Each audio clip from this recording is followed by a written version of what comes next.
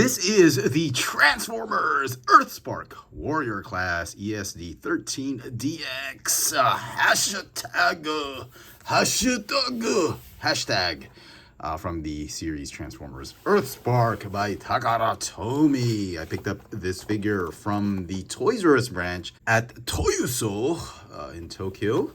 So looking pretty good. I love the colors. Let's get her out of packaging. And here is hashtag out of the box. And I'd like to correct myself. I did misspeak.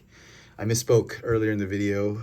I called this a warrior class figure. Obviously, it's a deluxe class figure. The DX on the packaging should have been a clear indication it is a deluxe class figure. So my bad. It's just that I've never seen this released on in the non-Japanese market. I believe this is only for the Japanese market. I don't know if Hasbro is releasing this figure for the US and other markets outside of Japan, but who knows, maybe they will. But and I believe that if they are, I think the colors are going to be different. They're going to be a lighter shade of purple. This one is a deep bluish type of purple, which is very accurate to how hashtag looked on the show. And I was really shocked at how well this figure looked. It's absolutely terrific. It's not a perfect figure. My issues with this one, we'll talk more about that later, but it's really the lightness of the plastic and a little bit of the posability, but it's actually a fun figure. Let's take a closer look at the details of this new Transformers EARTHSPARK Deluxe Class hashtag. The figure stands at about 13 centimeters tall, or about 5 1/8 inches tall. For comparisons, here she is with a couple of other female Autobots. We've got the this is the Takara Tomy Legend Deluxe Class Thrilling 30 RC. And we've got another RC figure from the Transformers Prime line, the first edition Deluxe Class RC. She's about as tall as the Thrilling 30 Legends Takara Tomy RC. The figure does come with a couple of side arms or side blasters. They fit on either hand, and what's nice is the instructions don't say this, but they actually have peg holes that will fit right here and will act like they've been holstered. Very cool. On alt mode, they do fit here, so if you wanted to, you could store them here, even in robot mode, but I think they look better right here. The figure is extremely well detailed. I love the fact that even if she has a lot of the car bits hanging here right off her back, they've still done a very good sculpt of the robot mode. My biggest complaint, as I said earlier, well, two things. One is the lightness of the plastic, but the plastic does have enough glossy finish to make it look premium, so I'm okay with that. And the other thing is the articulation. He's got a weird type of articulation, mainly because of the way she transforms. So there's a ball joint right here, and the shoulder goes up and down because of transformation. But there's another hinge right here underneath her shoulders. Well, it's okay, I guess. More articulation is better, but because of transformation. Ball jointed elbows, wrists don't move. He's got ball jointed hips, thigh swivel, hinged knees. The toes do point up and down because of transformation, and a ball jointed neck. Now here's the weird part. It's her mid ab cut, or the abdominal swivel. It just articulates this way. It's kind of weird, and that's because of this huge torso backpack. I don't know how they could have fixed this. Not entirely sure why they didn't just transform this. There's a lot of paneling. They could have easily had this thing fold up or whatever. They could have added a waist swivel or something like that, but I guess due to budget constraints, they couldn't do one thing or another. But despite that, I thought the articulation still looked great. She could still rock or do some poses. They still do a running pose. They do a lot of poses, even with this weird torso cut. If you look at it, it really is a torso swivel, but because of the angle, the way it's been done, it just kind of rotates weirdly. Okay, but that's just about it. Everything else seems to be fine with this figure. I love the color. I love the way they chose the plastic, the colored plastic. The parts will be molded in. They don't look cheap. The All-Spark Blue, yeah, that one does look cheap.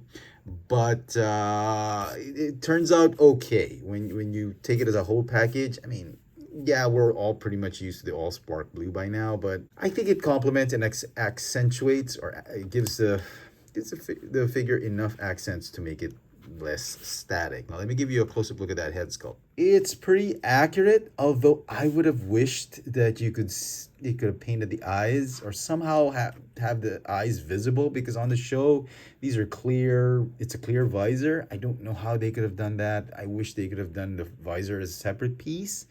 That would have cost more, I guess, and they would have, yeah, but that would have been nice because yeah, hashtag's eyes could be seen through the visor, and it's a shame that we can't do it now. But paint apps overall, not bad. So transformation, you want to set the weapons off to the side. You want to begin with the arms, or maybe this part right here.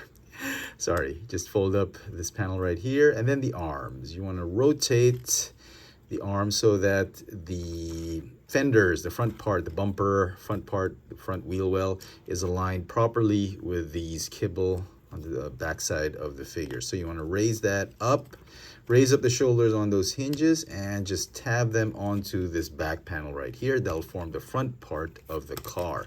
Then what you want to do is you want to open these panels on the undersides of her arms, and that will allow you to connect the arms onto the sides of the car.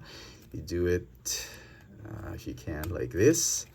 Same thing on the other side. It's a little tricky, but not annoying. Okay, all that's left are the legs. You want to fold the feet back. That'll form the rear end, the tailgate of the pickup truck. And then what you want to do is you want to detach the knees right here, and you want to fold it up so that you see these tabs, the exposed tabs on her thighs. They're going to tab onto those slots right there. So that's what you want to do. Okay, you can join the legs together if you want to at this point, but you don't have to. You can just attach them first, but the instructions tell you to join them together, or at least, you know, put them in a very close position so that when you tab everything in, they line up properly. And essentially that is the transformation. It can be a little tricky the first time you do it. Some of the pieces are going to be difficult to insert and to unpeg and all that, but once you do it a couple times, it becomes easier. Now, despite being on mushroom pegs, the vehicle mode does roll incredibly smoothly. I mean, come on, how quiet and smooth is that? Now, like I mentioned earlier in the video, the guns, they actually do peg here onto the sides, or the tailgate, the rear end of the pickup truck. So yeah, it's pretty cool. I'm glad we get this version of hashtag as a deluxe class instead of the that covert spy van that the first alt mode she chose. I'm glad that we picked this one, because this is the alt mode she picked up. If you've seen that episode, that's actually a pretty good episode.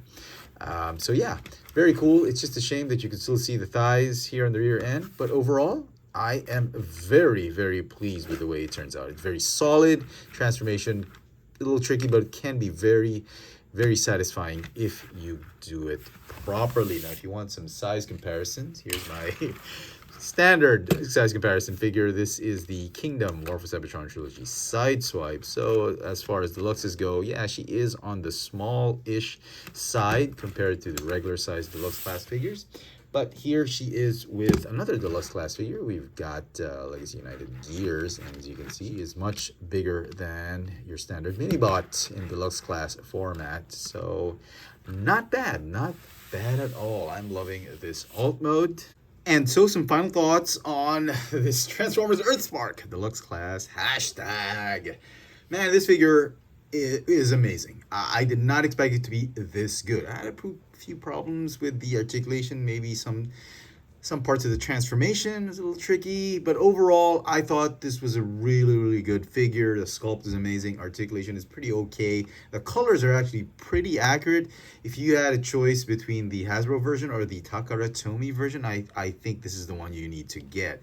And I'm really happy that somehow Takara Tomy's trying to be sneaky by trying to change up the way their figures look compared to the Hasbro version. They did this before 2017, but ever since Titan's Return, after Titan's Return, my bad, when Power of the Primes came, they agreed that the products would be the same, and they would Takara Tomy would release variants, different colors through the Select line and whatnot. But I'm kind of glad they're returning to the old ways before Power of the Primes, where their colors are slightly different than the Hasbro version, and I would say more accurate compared to the Hasbro version. I'm liking that. I hope we get to see more of this with the other lines, like not Legacy, but with Age of the Primes, maybe with Suyo series, who knows. But this figure, despite its flaws, I still think it deserves a 9 out of 10. I thoroughly enjoyed this figure, and I'm hoping we could get more deluxe class figures from the EARTHSPARK line. Let me know in the comment section what you guys think of this Transformers EARTHSPARK Deluxe Class hashtag by Takara Tomy. Hit that notification bell so you never miss out on any of my latest video reviews. And if it's your first time here, please subscribe. Thanks for watching.